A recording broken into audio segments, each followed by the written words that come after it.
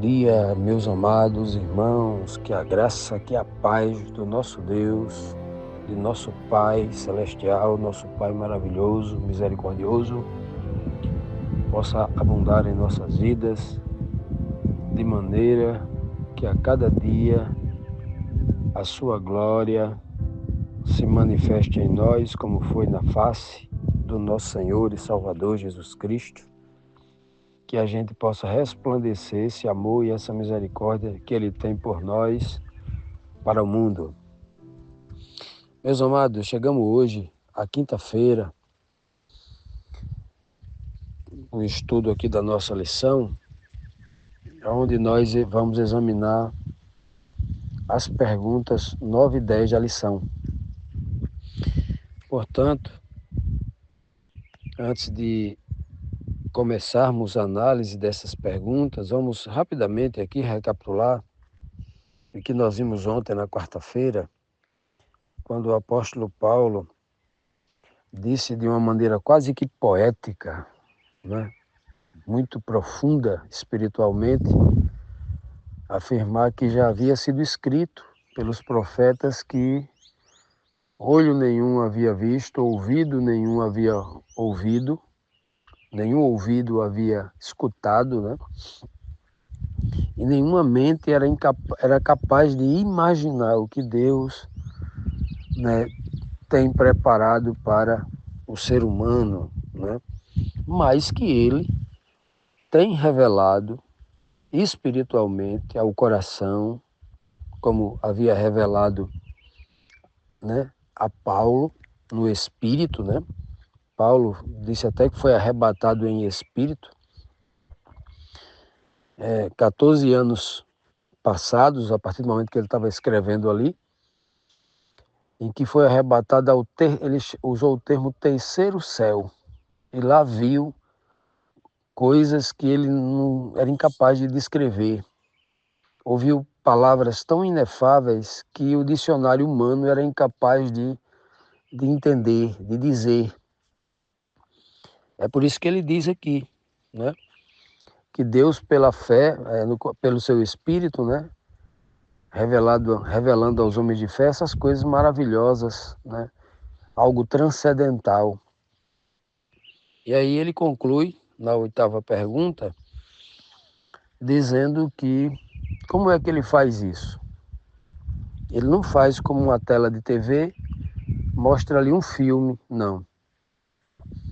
Ele faz no Espírito, o Espírito de Deus, testificando com o Espírito do homem, o Espírito de Deus vem, habitando na mente do homem, e ali ele faz a revelação, como ele fez no passado, né? Revelando através de sonhos, de visões, né? Aos profetas inúmeras vezes. E é dessa forma que o Espírito de Deus, o Pai, testifica com o Espírito do homem, conversa com o Espírito do homem e ali faz as suas revelações, né, de forma maravilhosa. Pois bem, dando seguimento a essa revelação que Paulo nos traz, na 9ª pergunta é feito aqui o seguinte questionamento: o que revela a igreja sobre qual espírito os cristãos receberam e que conhecimento veio através disso, né? O texto está em 1 Coríntios 2, 12 e 13, que diz assim: mas nós não recebemos o Espírito do mundo, mas o Espírito que provém de Deus, para que pudéssemos conhecer o que nos é dado gratuitamente por Deus, as quais também falamos não por palavras de sabedoria humana, mas com as que o Espírito Santo ensina, comparando as coisas espirituais com as espirituais. Então, Paulo, né, ele faz uma clara distinção o tempo todo, né? Na carta aos Romanos, na carta, né, agora aos Coríntios, na carta aos Gálatas, né, aos Colossenses, Efésios, faz questão de repetir isso. A velha dicotomia, né, que ele faz o tempo todo entre as coisas espirituais e as coisas carnais, as coisas que vêm de Deus e as coisas que vêm do ser humano. Nesse contexto aqui, desde o princípio, ele está fazendo aqui uma dicotomia entre a sabedoria humana e a sabedoria, o conhecimento humano e a sabedoria divina, mostrando que o conhecimento humano é vão, é pequeno, é limitadíssimo, e a sabedoria divina é algo assim que até a mente humana só pode compreender se o Espírito de Deus ajudar, habitar dentro da mente do homem. Senão o homem não consegue entender. Então Paulo está fazendo essa dicotomia entre carne e espírito, entre conhecimento humano e sabedoria de Deus, né? E aqui ele deixa bem claro que por que ele sabe, por que ele entende que as coisas que Deus tem preparado, que o homem nunca viu, ele sabe que são coisas inefáveis. Por quê? Porque o Espírito de Deus revelou. Por que Paulo está falando de coisas que o ser humano não vê, coisas que ainda vão acontecer e ele já sabe que vai acontecer? Por que Paulo está fazendo isso? Porque Paulo não está falando isso de sua própria inteligência. E também não é devaneio, delírio da cabeça dele, não. Tudo que ele está dizendo aqui é fruto de uma revelação que procede de uma mente onisciente, a mente de Deus. O Espírito de Deus é quem está revelando isso. Então Paulo está dizendo, quando foi lá em Corinto, ele não foi com a sabedoria dele, com o conhecimento dele, não. Paulo está dizendo, eu fui aí levando um conhecimento de Deus, é o Espírito de Deus que levou todo esse conhecimento para vocês. Então Paulo está tentando abrir a mente do povo de Corinto, que eles eram um povo privilegiado. Um povo privilegiado que tinha recebido direto dos céus, através de Paulo, uma revelação e um conhecimento de ordem transcendental. Algo que é como um tesouro de valor inestimável. É por isso que Paulo está tentando abrir os olhos do povo, dos irmãos lá em Corinto, para entender que eles não podiam viver na pobreza, nas limitações do conhecimento humano, exaltando o homem, exaltando, né, os homens eruditos, sábios, ou ficando disputando lá quem era o que sabia mais, quem era o melhor, se eles tinham algo muito maior. E esse algo muito maior coloca o homem no seu devido lugar.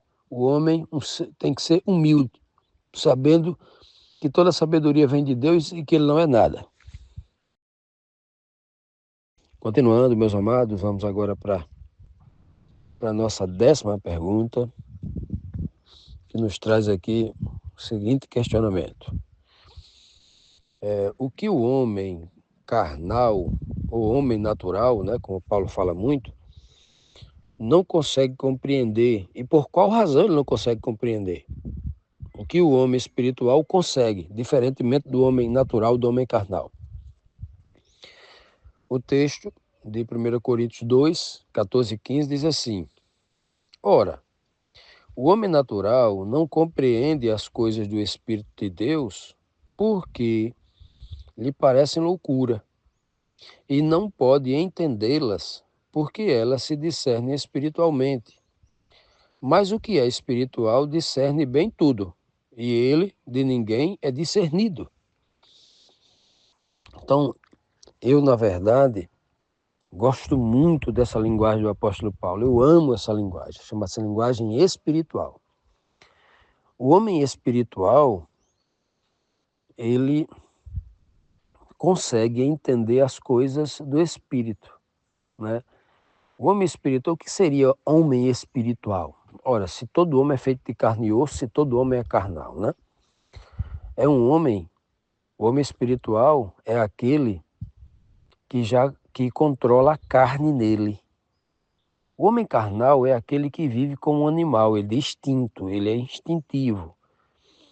É aquele que diz assim, estou com vontade de comer e vou comer. Não, mas você não precisa estar comendo de 3 em 3 horas. Você tem que dar um intervalo de 5, 6 horas para que o seu intestino faça a digestão, o corpo faça a limpeza total normal, para que você possa receber uma nova refeição. E se você passar 10 horas sem comer, é melhor ainda para você. Você não é obrigado a estar comendo de 6 em 6 horas. Você pode adestrar o seu corpo.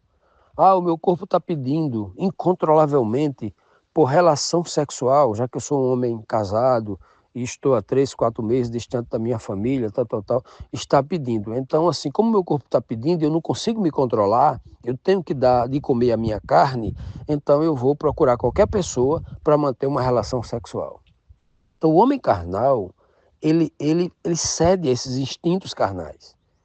Mas o homem espiritual, não. O homem espiritual, nós podemos chamar aqui de homem racional.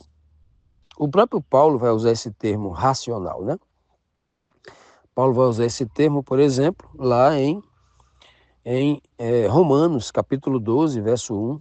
Ele vai dizer, rogo-vos, pois, irmãos, pelas compaixões que há em Deus, que apresentei os vossos corpos por sacrifício santo, vivo e agradável a Deus, que é o vosso culto racional. Então, o homem espiritual é um homem que a carne dele está implorando, seja glutão, coma de tudo que está na mesa, coma mais, coma mais, coma mais. E o espírito dele vai dizer, não, aqui é o suficiente, eu preciso comer só o suficiente e o melhor do que tiver nessa mesa. Eu não posso misturar todo tipo de comida, não, porque a mistura, inclusive todo tipo de mistura na Bíblia é perigoso, né? A Bíblia já mostra que misturas, a mistura de muita coisa, mistura de cultura, mistura de comida, mistura de roupa, mistura disso, mistura daquilo, tudo, inclusive na Bíblia, o termo mistura está muito vinculado à Babilônia, à confusão, a problemas de ordem emocional, problemas de ordem de saúde. Então tem muito cuidado com as misturas, né? Sempre é uma coisa muito ruim a tal da mistura, né? Então, muito cuidado com isso. Então, o homem racional, ele ele é muito seletivo. Ele vai selecionar tudo. Ele chega numa loja e não compra a roupa que está mais barata, não. Ele compra a roupa que vai lhe vestir melhor, que vai lhe vestir bem, que vai lhe deixar uma pessoa, uma mulher com pudor, um homem com pudor. É uma roupa que vai lhe trazer saúde, que vai lhe cobrir no frio e que vai lhe proteger e que vai lhe dar a aceidade no calor, né? Assim, o homem, ele é racional em tudo. No que ele vai falar, no que ele vai comer, no que ele vai beber, no que ele vai vestir, com as pessoas que ele vai se relacionar. Então ele é racional em tudo, no ambiente que ele vai frequentar. Ele é racional, esse é o homem espiritual. Por isso que Paulo diz que o homem natural, ele não consegue discernir. O homem natural vai dizer assim, ó, o que há de mal nisso? Todo mundo não faz, todo mundo não está fazendo, todo mundo não está comendo, não está morrendo, todo mundo está bebendo, não está morrendo, todo mundo está, né? Tá aí. Inclusive, tem gente que está fazendo isso, está podre de rico, está assim, assim, assim. O que há de mal nisso? O homem natural, ele analisa segundo os olhos. O homem espiritual, ele analisa segundo o espírito, né? E esse era um dos principais problemas que a igreja de Corinto estava passando. E Paulo está aqui fazendo ainda esse prelúdio, está fazendo essa introdução espiritual, preparando as bases para dizer já isso que eu estou dizendo lá na frente, né? Mostrando para eles que o homem espiritual é diferente, não é como o homem carnal, o homem mundano. O homem mundano, ele precisa de freios na boca, como um cavalo precisa de freios para parar. E quem é esse freio? Esse freio o homem só tem quando ele deseja ser homem espiritual, ele foca agora a sua visão em Cristo, no exemplo de Cristo. Os seus ouvidos agora vai ouvir as palavras de Cristo, e ouvindo as palavras de Cristo e vendo o exemplo de Cristo, Isso agora vai lhe servir como freio. Ele vai buscar poder nesse conhecimento libertador para que ele tenha esses freios. E com esses freios, como homem espiritual, ele agora vai reeducar-se, adestrando a sua carne, colocando limites nela, né? E a carne, meus amados irmãos, ela é completamente adestrável. Eu, quando tinha 15 anos, eu odiava comer verduras, né? O alface, o espinafre, a rúcula era horrível. E aí, para mim, era horrível, né? E aí, eu comecei a frequentar grupo de pessoas que utilizavam muito disso. O alface, para mim, amargava demais, amargava. Era algo que eu dava aos meus passarinhos. E aí, o que é que eu fazia? Eu, de tanto frequentar, de tanto experimentar ali tudo, hein? Botando ali um azeitezinho tal e tudo, chegou uma época da minha vida já, depois de um pouco tempo, que a minha refeição já não fazia sentido mais sem usar o, o alface. Tinha que ter. Quando não tinha, eu sentia falta daquilo. A mesma coisa foi o abacate. O abacate não tinha gosto de nada daquilo. E aí, eu comecei a comer o abacate porque faz muito bem à saúde, à visão, né? O cérebro, muito bom. E aí eu comecei a comer o abacate. Comer com açúcar, que é para dar gosto. E hoje eu como abacate puro e só tem sabor puro, o abacate puro, né? Que é um dos alimentos mais fantásticos e completos para o sangue, né? O pH dele é altíssimo. Agora, o que é que eu percebi com tudo isso? Não estou falando aqui de comida, estou usando como exemplo apenas, eu estou mostrando aqui que o homem natural ele é adestrável. Aquilo que a carne não gosta hoje, se você der para ela apenas aquilo que você quer dar, ela vai amar, ela vai gostar. Então, o homem natural, ele tem que ser adestrado, ele tem que ser controlado pelo homem espiritual, pelo homem racional. Paulo nos traz essas aulas aqui gratuitas, né? Pelo Espírito de Deus, que ele diz até aqui, ó, o homem natural, essas coisas parecem loucura, mas não é, faça, né? Então, as coisas espirituais, elas só podem ser discernidas espiritualmente. E só podem ser discernidas espiritualmente quando o homem natural, ele é controlado, ele é amarrado, ele é adestrado.